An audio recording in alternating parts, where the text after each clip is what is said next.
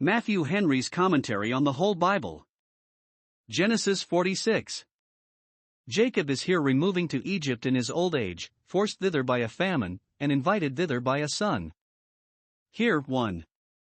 God sends him thither, verses 1 to 4. 2. All his family goes with him, verses 5 to 27. 3. Joseph bids him welcome, verses 28 to 34. Jacob sacrifices at Beersheba, 1707 BC. 1. In Israel took his journey with all that he had, and came to Beersheba, and offered sacrifices unto the God of his father Isaac. 2. And God spake unto Israel in the visions of the night, and said, Jacob, Jacob.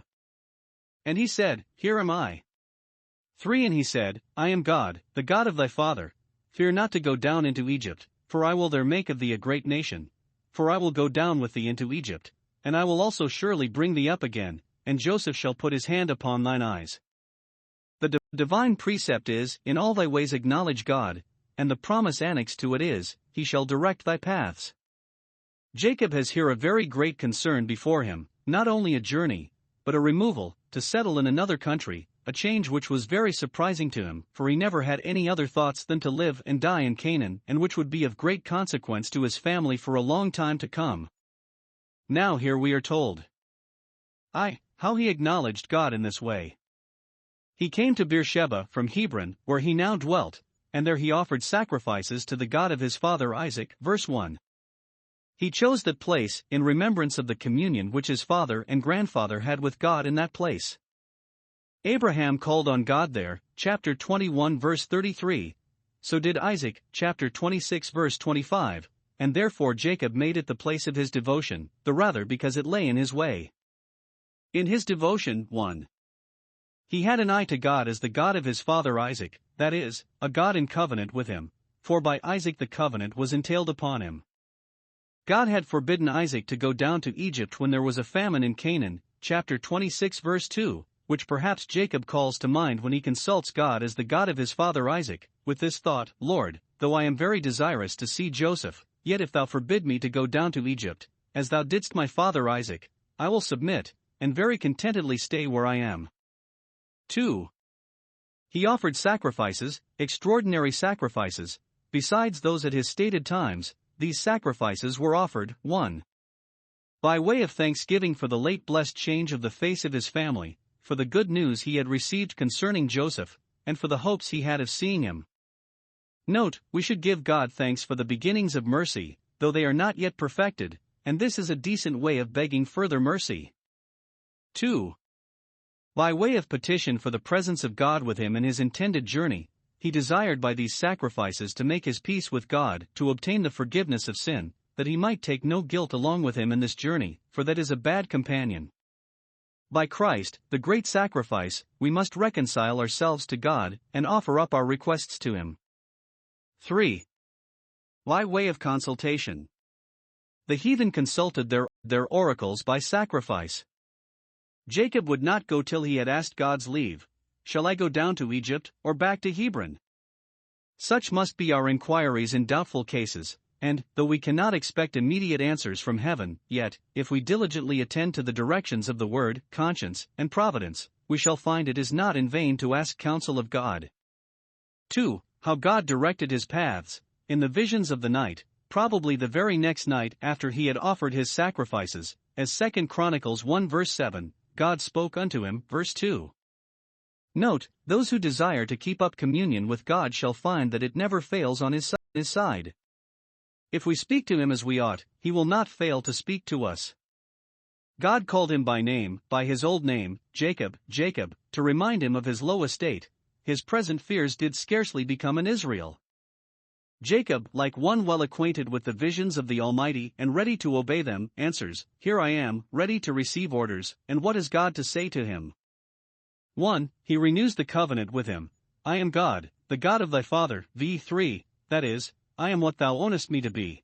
Thou shalt find me a God, a divine wisdom and power engaged for thee, and thou shalt find me the God of thy father, true to the covenant made with him. 2. He encourages him to make this removal of his family. Fear not to go down into Egypt. It seems, though Jacob, upon the first intelligence of Joseph's life and glory in Egypt, resolved, without any hesitation, I will go and see him, yet, upon second thoughts, he saw some difficulties in it, which he knew not well how to get over. Note, even those changes that seem to have in them the greatest joys and hopes, yet have an alloy of cares and fears, nulla est sincera voluptas, there is no unmingled pleasure. We must always rejoice with trembling. Jacob had many careful thoughts about this journey, which God took notice of. 1. He was old, 130 years old, and it is mentioned as one of the infirmities of old people that they are afraid of that which is high, and fears are in the way. Ecclesiastes 12 verse 5. It was a long journey, and Jacob was unfit for travel, and perhaps remembered that his beloved Rachel died in a journey. 2. He feared lest his sons should be tainted with the idolatry of Egypt, and forget the God of their fathers, or enamored with the pleasures of Egypt, and forget the land of promise. 3. Probably he thought of what God had said to Abraham concerning the bondage and affliction of his seed, chapter 15 verse 13, and was apprehensive that his removal to Egypt would issue in that. Present satisfactions should not take us off from the consideration and prospect of future inconveniences, which possibly may arise from what now appears most promising. 4. He could not think of laying his bones in Egypt. But, whatever his discouragements were, this was enough to answer them all: fear not to go down into Egypt. 3. He promises him comfort in the removal. 1. That he should multiply in Egypt. I will there, where thou fearest that thy family will sink and be lost, make it a great nation. That is the place infinite wisdom has chosen for the accomplishment of that promise. 2. That he should have God's presence with him. I will go down with thee into Egypt. Note, those that go whither God sends them shall certainly have God with them, and that is enough to secure them wherever they are and to silence their fears. We may safely venture even into Egypt if God go down with us. 3. That neither he nor his should be lost in Egypt. I will surely bring thee up again. Though Jacob died in Egypt, yet this promise was fulfilled. 1. In the bringing up of his body, to be buried in Canaan, about which, it appears, he was very solicitous, chapter 49 verses 29 and 32. 2. In the bringing up of his seed to be settled in Canaan. Whatever low or darksome valley we are called into at any time, we may be confident, if God go down with us into it, that he will surely bring us up again. If he go with us down to death, he will surely bring us up again to glory. 4. That living and dying, his beloved Joseph should be a comfort to him. Joseph shall put his hand upon thine eyes. This is a promise that Joseph should live as long as he lived, that he should be with him at his death, and close his eyes with all possible tenderness and respect, as the dearest relations used to do. Probably Jacob, in the multitude of his thoughts within him, had been wishing that Joseph might do this last office of love for him. Al meos oculos comprimat, let him close my eyes, and God thus answered him in the letter of his desire. Thus God sometimes gratifies the innocent wishes of his people, and makes not only their death happy, but the very circumstances of it agreeable. Jacob's removal to Egypt, 1706 BC. 5. And Jacob rose up from Beersheba, and the sons of Israel carried Jacob their father, and their little ones, and their wives, in the wagons which Pharaoh had sent to carry him. 6. And they took their cattle, and their goods, which they had gotten in the land of Canaan, and came into Egypt, Jacob, and all his seed with him. 7. His sons, and his sons' sons with him, his daughters, and his sons' daughters, and all his seed brought he with him into Egypt. 8. And these are the names of the children of Israel, which came into Egypt, Jacob and his sons, Reuben, Jacob's firstborn. 9. And the sons of Reuben, Hanok, and Phallu, and Hezron, and Carmi. 10. And the sons of Simeon, Jemuel, and Jamin, and Ohad, and Jachin, and Zohar, and Shaul the son of a Canaanitish woman. 11. And the sons of Levi, Gershon, Kohath, and Merari. 12. And the sons of Judah, Er, and Onan, and Shelah, and Pharez, and Zerah, but Er and Onan died in the land of Canaan. And the sons of Pharez were Hezron and Hamel. 13. And the sons of Issachar, Tola, and Phuvah, and Job, and Shimron. 14. And the sons of Zebulun, Sered, and Elon, and Yaliel. 15. These be the sons of Leah, which she bare unto Jacob in Padan Aram, with his daughter Dinah. All the souls of his sons and his daughters were 30 and 3. 16 And the sons of Gad, Ziphion and Haggi, Shuni and Esbon, Eri and Arodi and Areli. 17 And the sons of Asher, Jimnah and Ishwa and Ishui and Beriah and Sarah their sister, and the sons of Beriah, Heber and Malkiel. 18 These are the sons of Zilpah, whom Laban gave to Leah his daughter, and these she bare unto Jacob, even 16 souls. 19 The sons of Rachel Jacob's wife, Joseph and Benjamin. 20 And unto Joseph in the land of Egypt were born Manasseh and Ephraim, which Asenath the daughter of Potipharah priest of On bare unto him. 21 And the sons of Benjamin were Bela and Becher and Ashbel, Gera and Naaman, Ahi and Rosh, Muppim and Huppim and Ard. 22 These are the sons of Rachel, which were born to Jacob. All the souls were 14. 23 And the sons of Dan, Hushim. 24 And the sons of Naphtali, Jaziel and Guni and Jezer and Shillem. 25 These are the sons of Bilhah, which Laban gave unto Rachel his daughter, and she bare these unto Jacob. All the souls were 7. 26 All the souls that came with Jacob into Egypt, which came out of his loins, besides Jacob's sons' wives, all the souls were 66. 27 And the sons of Joseph, which were born him in Egypt, were 2 souls. All the souls of the house of Jacob, which came into Egypt, were 70. Old Jacob is here flitting. Little did he think of ever leaving Canaan. He expected, no doubt, to die in his nest, and to leave his seed in actual possession of the promised land, but Providence orders it otherwise. Note, those that think themselves well settled may yet be unsettled in a little time. Even old people, who think of no other removal than that to the grave, which Jacob had much upon his heart, chapter 37 verse 35, and 42 verse 38, sometimes live to see great changes in their family. It is good to be ready, not only for the grave, but for whatever may happen betwixt us and the grave. Observe, 1. How Jacob was conveyed, not in a chariot, though chariots were then used, but in a wagon, verse 5. Jacob had the character of a plain man, who did not affect anything stately or magnificent. His son rode in a chariot, chapter 41 verse 43, but a wagon would serve him. 2. The removal of what he had with him. 1.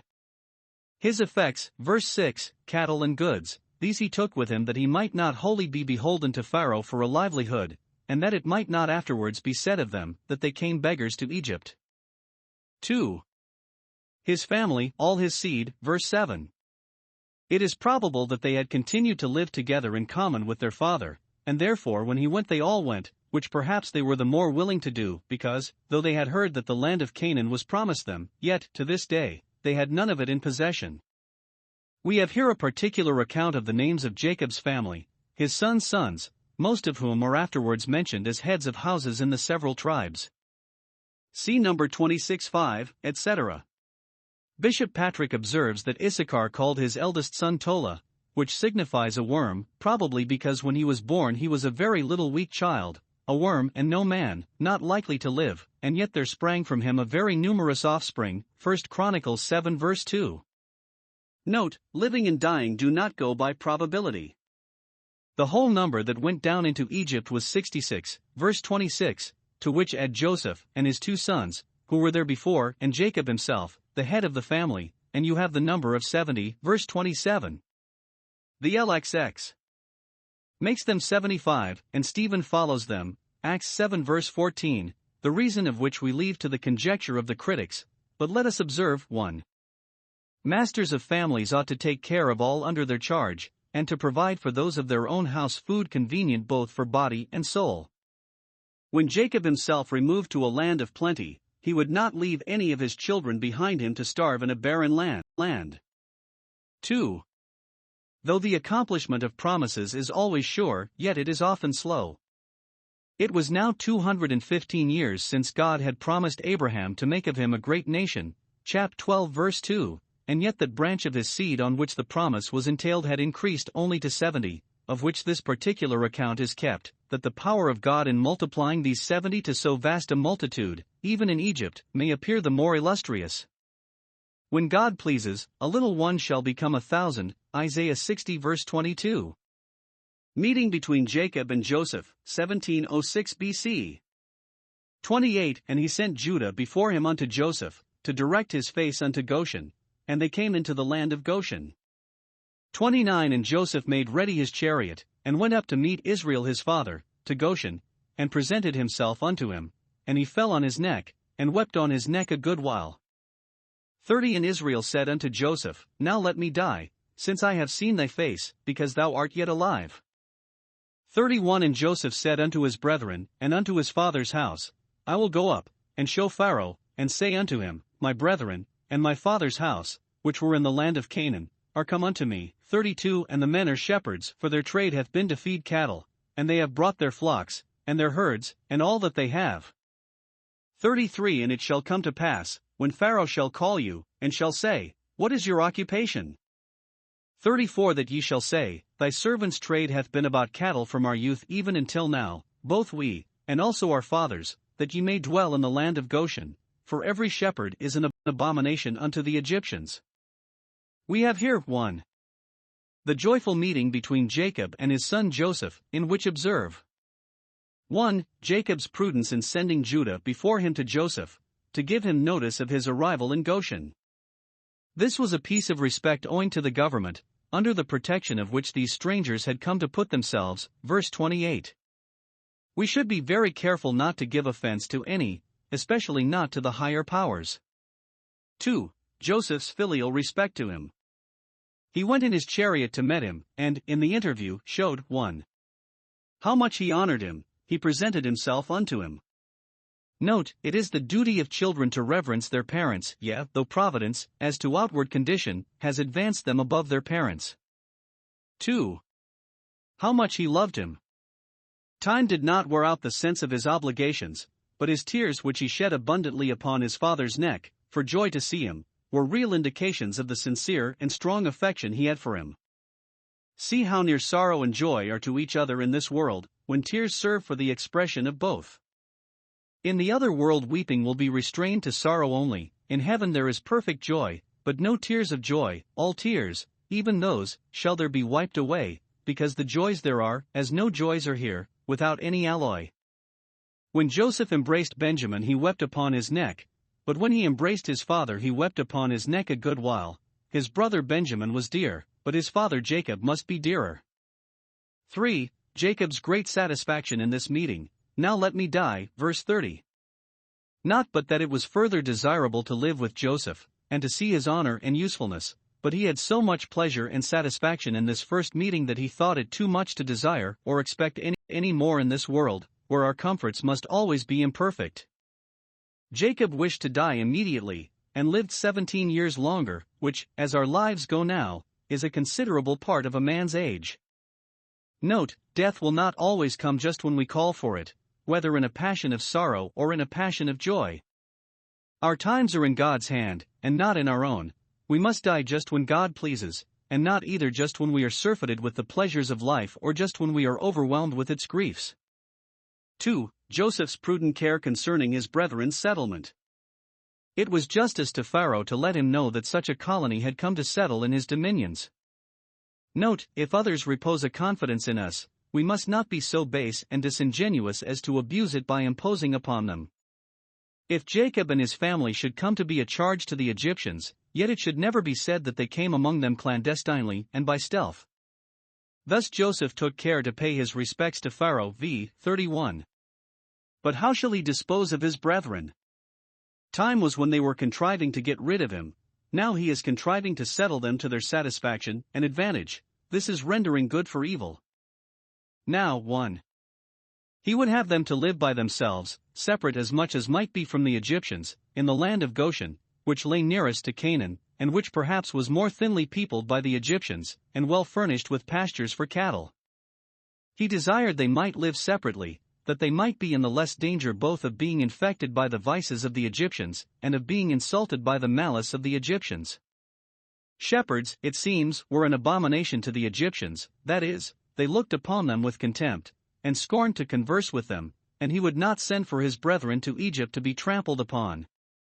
And yet too, he would have them to continue shepherds, and not to be ashamed to own that as their occupation before Pharaoh.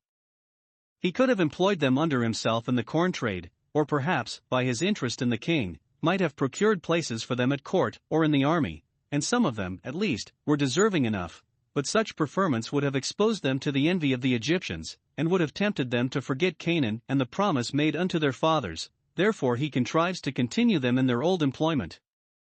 Note 1.